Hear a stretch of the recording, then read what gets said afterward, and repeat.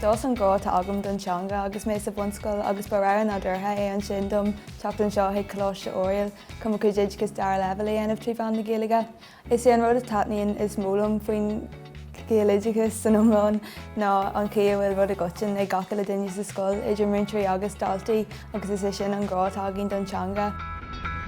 Carnmuid fáilte mhór aithne le cineal scoláire an seo. Is tóthaí ag bhfuil tomra muothar a scoil gur scoil acadúil í agus cinse tanna torthaí ionta go dteo maith sa scoil i bhádthar an má náisiúnta. Ach sin ráite tá daoine teachta seo hagann seo le beidir stena dó nó mar sin ina gcuid scrúdaithe agus daoine bhfuil dyslexia agus mar sin. A caiithí muid freastal áir sin an agus sin mar ba córdó a bheith.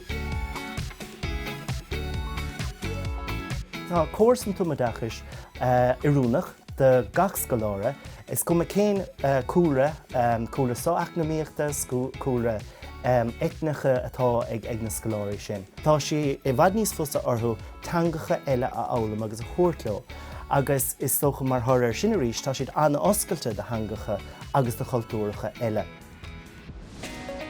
Tá is go míon airas daltaí agus teismothirí nach bhfuil siad na tuirí céine is a bhfuil siad a scoil an bhéarla ach caithfim nach bhfuil sin card a cuirbí.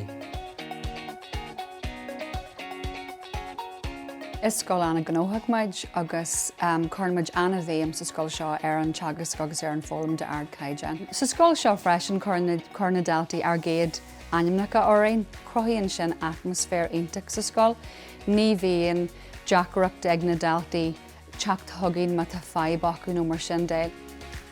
An rud is speisialta ná an caidreamh gan bairt idir na múntóirí agus na scoláirí agus an caidreamh a chruthítear idir an idirachas an Gaeilge agus airthing hain mar grúp agus idir bhfuilfórna agus scoláirí. Tá sé anthachtaach domsa grá a chruthú don idirachas agus don teanga agus ceapan go siad anmhaid innovation sa scoil seo.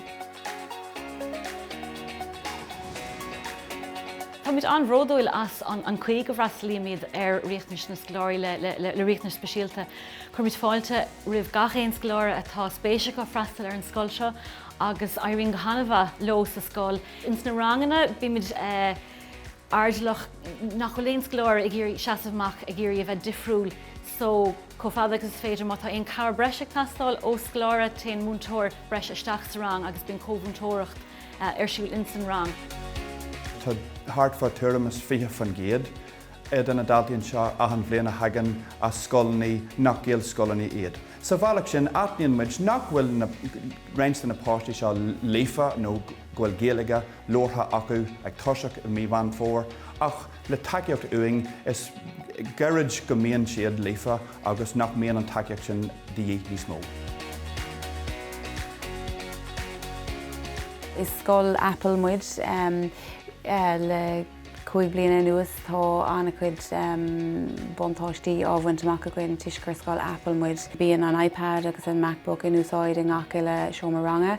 No, ní hé sin le rá gur bé an taon rud a bhíon ar siúil ann ach is áis anna úsáideach é chun cabhrú leis an múntóirí chuid ceachtainna a bhúna. Úsáid muid iPadna agus tá siad mar chuid learnach déobh na hybrid an seo an nGaelcholáiste limana ach bíonn an fearach a dhéanamh ag na múntóirí mar sin ní bhíonn aon bhí úsáid nó aon mar sin ar siúls na ranganna agus ní bhíonn siad mar cheachrán in áire bíonn siad úsáideach agus áisiúil dúin mar scoláirí I déobh na Gaeltachte.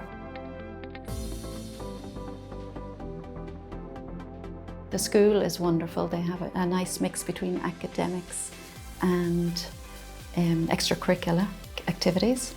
They're very strong in the areas of sport and traditional music, and the commitment of the staff I think is wonderful.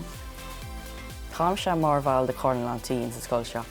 Agus tá go agus tá tionacha olmhór ag na daltaí sa scoil ar saoil na scoláirí eile. Agus is rudínteach sin mar más bhfuil moltaí nó rud go bhálinn ag teastáil na scoláirí. Is féidirlinn éis an mula sin a chur chuig banistíocht na scoil ag chanaíosca, agus is rudínteach sin.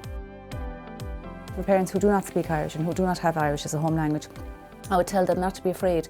It's not really an issue because when the children start school here, that fact is taken into consideration in a big way. If they have come from an all-English medium primary background, that is accommodated and courses are made available for them. No pressure is put on them, and by the time the first term is ended, it's not an issue at all. So I would say to parents, don't make your own lack of Irish an issue. It's not an issue.